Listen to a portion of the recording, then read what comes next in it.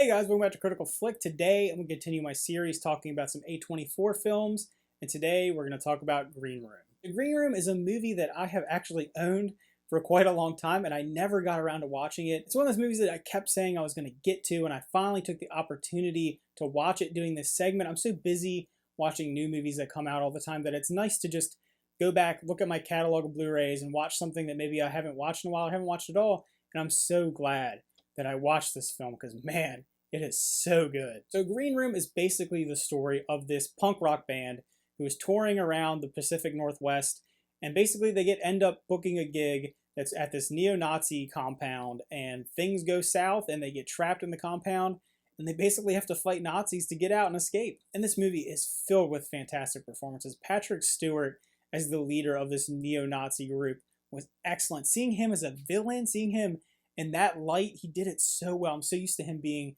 you know, Captain Picard or something like that. Seeing him in there as a bad guy, and he handled it so well. He's so menacing and so creepy and so maniacal that he never feels like he's totally enraged. He actually really is such a subdued anger and hatred and so manipulative. You feel like he is almost trying to lead you on in the beginning of the film. You know he's a bad guy. You know he's doing bad things.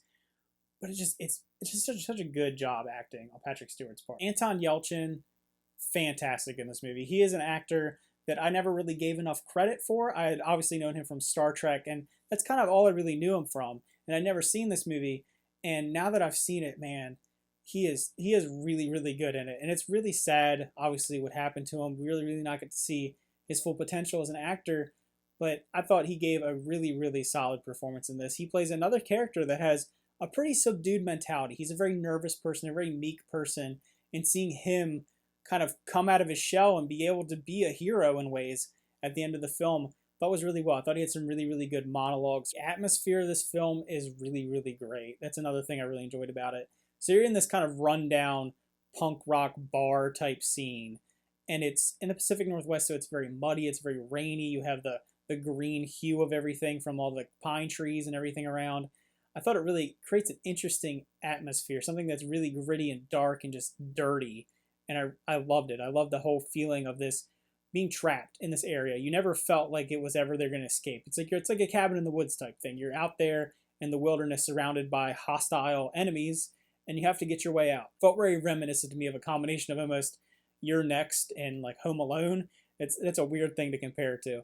But basically, it really was. They had to figure out a way to go up against these insurmountable odds. They don't have a lot of weapons or resources, and just having to use their own wits and their own mentality of survival to get out of it. I thought it was very visceral at times, and it really connected and pulled for these characters to take down this really evil force. So those are my quick thoughts on Green Room. If you've seen it, did you enjoy it? If you haven't seen it, I definitely recommend checking it out.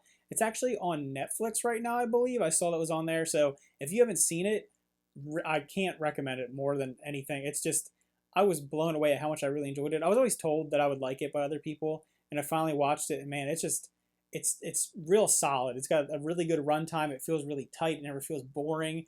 It's a callback to almost like a slasher type film, something that felt very reminiscent of some of those classic movies.